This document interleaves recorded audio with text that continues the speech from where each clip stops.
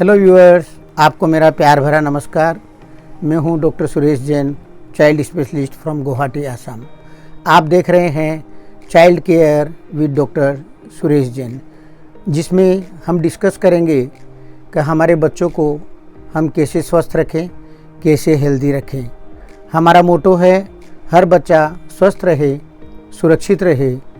My goal here is to serve children and their caretakers. आज हम आपके साथ में न्यूबॉर्न बेबी के बारे में डिस्कस करेंगे। मैं आपको कुछ ऐसी बातें बताना चाहूँगा जिससे हम लोग कम से कम बच्चे का नुकसान बिल्कुल भी नहीं करें और बच्चे को हम बिना कोई क्षति के, बिना कोई नुकसान के हम उसको हेल्दी रख सकें।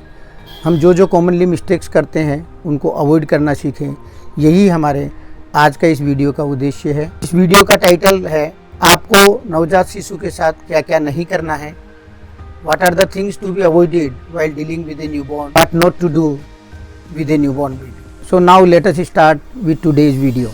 देखिए होता क्या है, जब हमारे घर में कोई बच्चे का जन्म होने का समय होता है तो हम बहुत सारी जानकारियाँ बहुत सोर्सेज से इकट्ठा कर लेते हैं, लेकिन जब समय आता है तो हम एक दुविधा में पड़ जाते हैं कि इनमें से कौन सा यूज़ करें, कौन सा यूज़ नहीं करें, कौन सा फॉलो करें, कौन सा फॉलो नहीं करें।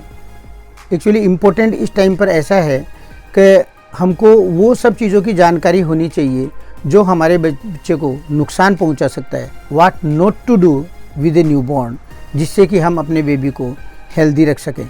मेरा खुद का अपनी निजी क्लिनिकल प्रैक्टिस में भी ये अनुभव है कि कुछ इस तरह की मिस्टेक्स है जो अभी भी काफ़ी कॉमनली की जाती है और हमको बहुत पेशेंट्स इसके लिए दिन प्रतिदिन मिलते हैं।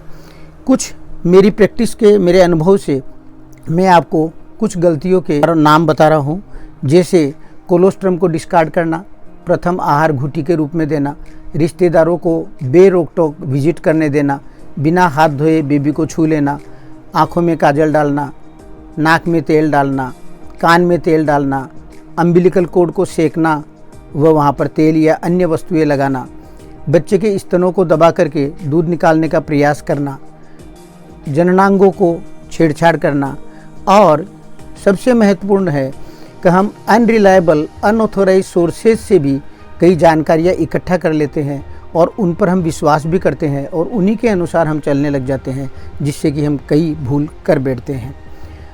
अब मैं आपको ये जितनी भी मैंने अभी इन्यूमरेट की, इनको मैं एक एक करके आपको मिस्टेक्स को बताऊंगा, जिससे कि हमको ये मिस्टेक्स क्यों नहीं करनी चाहिए, इनके करने से क्या नुकसान हो सकता है, ये हमको पता चले। तो आपसे रिक्वेस्ट है कि आप इस वीडियो को अंत तक देखते रहिए, जिससे आपको इस विषय पर पूरी जानकारी मिले। जो भी मिस्टेक्स मैंने अभी आपको इन्यूमरेट की कि क्या क्या मिस्टेक्स हम कॉमनली करते हैं, उनको हम एक एक करके डिस्कस करते हैं। पहला है बच्चे को कोलोस्ट्रम नहीं देना, वह ऐसी वस्तुएं देना जो बच्चे को हार्म कर सकती है। जब भी कोई एक बच्चा जन्म लेता है तो उसकी फर्स्ट एंड फॉरमोस्ट रिक्वायरमेंट है फर्स्ट ब्रीथ, पहली सांस, और उसके साथ उतना ही इम्पोर्टेंट है कि उस बच्चे को प्रथम आहार के रूप में क्या दिया जाए। प्रथम आहार के रूप में कोलोस्ट्रम ही दिया जाना चाहिए।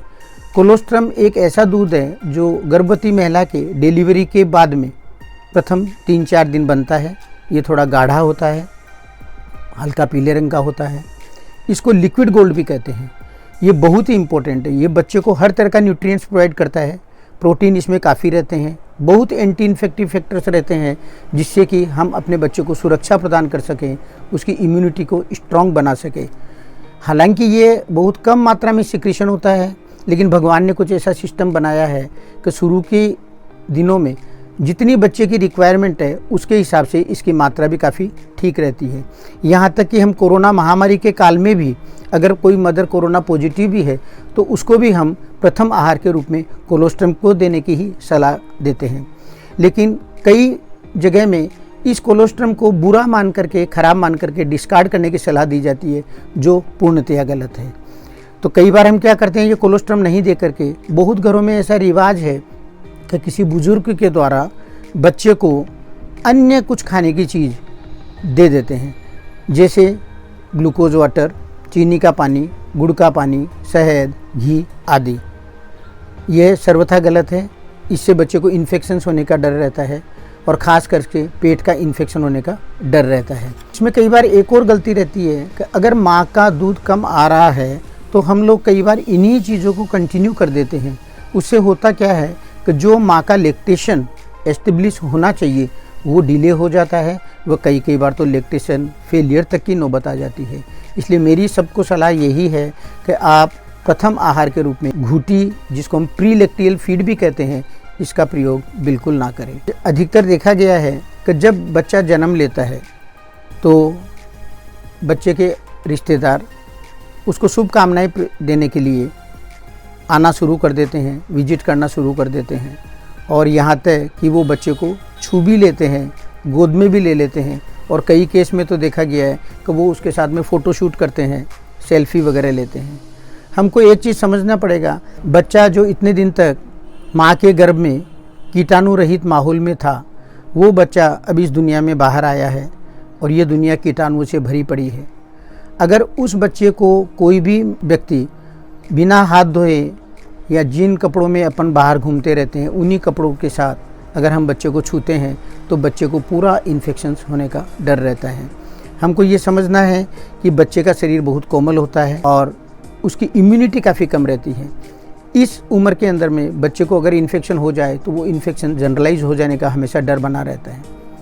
यहाँ तक कि हमको इस कोरोना महाकाल के अंदर में जो भी हमने कोरोना एटिकेट्स जो अपने अपनाए हैं, अगर हम उन सभी कोरोना एटिकेट्स का पालन करें, हम मास्किंग का यूज़ करें, हम डिस्टेंसिंग यूज़ करें और हम सैनिटाइजेशन करें, इन तीनों प्रिकॉशंस के साथ में अगर हम बच्चे के पास में आते हैं तो फिर भी चांसेस जैसे हैं कि बच्चे के कोई इन्फेक्शन या कोई कीटाणु हम ट्रांसफ़र नहीं करेंगे। मेरी सबको सलाह यही है कि माँ वो उसकी कोई सहायक अगर है तो या स्वास्थ्यकर्मी, इनके अलावा जहाँ तक हो सके बच्चे को कोई भी छुए नहीं और अगर छूना है तो कम से कम अपने हाथ जरूर धोएं। अगला पॉइंट हम डिस्कस करते हैं। बहुत बार क्या होता है कि बच्चे को कुछ सुंदर आकर्षक बनाने के चक्कर में या बच्चे के अंगों को कुछ ज़्यादा ही साफ करने के चक्कर में हम कई गलतियां कर बैठते हैं। जैसे बच्चे की आँख में काजल लगाना। काजल से इन्फेक्शन ट्रांसफ़र हो सकता है और काजल के अंदर में जो कार्बन पार्टिकल्स रहते हैं वो जब आँख में जाते हैं तो आँख से नाक के द्वारा जो नेज़ोलैक्रिमल डक्ट है उसके ब्लॉक होने का डर रहता है। उससे आँखों से पानी गिरने लगता है, वो बच्चे का नाक भी ब्लॉक होता है। तो काजल नहीं लगाना चाहिए। नेक्स्ट है नाक में तेल डालना। नाक में तेल डालने से नाक बंद हो सकता है। अगर नाक बंद हुआ तो बच्चे को दूध पीने में असुविधा होती है, वो बच्चे को नींद लेने में भी काफ़ी तकलीफ होती है। नेक्स्ट पॉइंट, कान में तेल नहीं डालना चाहिए क्योंकि कान का तेल अगर हमारा कीटाणु रहित नहीं है तो वो इन्फेक्शंस कर सकता है और तेल के डालने से कान के अंदर में गंदगी या कीटी हम जिसको बोलते हैं वह कुछ ज़्यादा ही होती है। तो सुझाव आपको यही है कि कान में कुछ भी न डालें। नेक्स्ट पॉइंट हमको समझना है कि बच्चे का जो माँ के साथ कनेक्शन रहता है वो अम्बिलिकल कोड के द्वारा होता है। मतलब बच्चे के शरीर में हर चीज़ माँ के द्वारा अम्बिलिकल कोड के रास्ते से ही पहुँचती है और ये अम्बिलिकल कोड वाला रास्ता बच्चा जन्म लेने के बाद में भी बना रहता है। अगर हम अम्बिलिकल कोड का ठीक से केयर न लें या उस पर कोई भी तरह का गंदगी अगर लग जाए तो बच्चे के शरीर में कीटाणु डायरेक्ट प्रवेश कर सकते हैं और बच्चा बहुत बुरी तरह से इन्फेक्टेड हो सकता है। हमारी कोशिश हमेशा ये रहती है कि हम अम्बिलिकल कोड को ड्राई रखें और क्लीन रखें, जिससे कि वो 5 से 10 दिन के अंदर अंदर अम्बिलिकल कोड अपने आप गिर जाए। आजकल हम डॉक्टर्स लोग भी न कोई पाउडर लगाने की सलाह देते हैं न कोई दवाई लगाने की सलाह देते हैं, खाली अम्बिलिकल कोड को ड्राई रखना है, क्लीन रखना है। नेक्स्ट मिस्टेक जो है वो है बच्चे के स्तनों को लेकर के। बहुत केस में देखा जाता है कि कुछ दिनों के बाद बच्चे के स्तन, चाहे वो बच्चा लड़का हो चाहे लड़की हो, कुछ हार्मोनल डिस्टर्बेंसेस के कारण फूल जाते हैं। तो मान्यता ये है कि इसमें जो भी दूध है उसको दबा करके निकाल दिया जाए।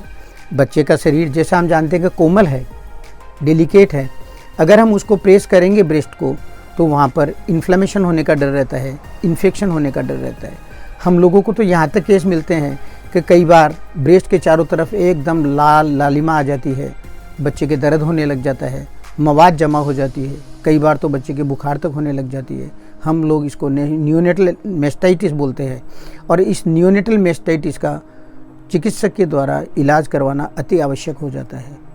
इसलिए सलाह आपको यही है कि ब्रेस्ट को भी सिंपली क्लीन कर दीजिए और आपको उसमें कुछ भी करने की सलाह नहीं है। जो स्वेलिंग आती है ब्रेस्ट में वह अपने आप ही कुछ दिनों के अंदर में ठीक हो जाती है। थोड़ा सा धैर्य बनाए रखें। अगली हम जो मिस्टेक करते हैं वह है जननांगों को लेकर। बहुत बार देखा गया है कि जननांगों के साथ में भी छेड़छाड़ की जाती है। उनमें तेल लगाया जाता है, पाउडर लगाया जाता है और गर्म सिकाई भी की जाती है। अगर बच्चा लड़का है तो उसके पेनिस की फोर स्किन को ज़बरदस्ती खींच करके और खोलने की कोशिश की जाती है, जिससे कई बार तो स्किन में टीयर होने का डर रहता है और ब्लीडिंग होने का भी डर रहता है।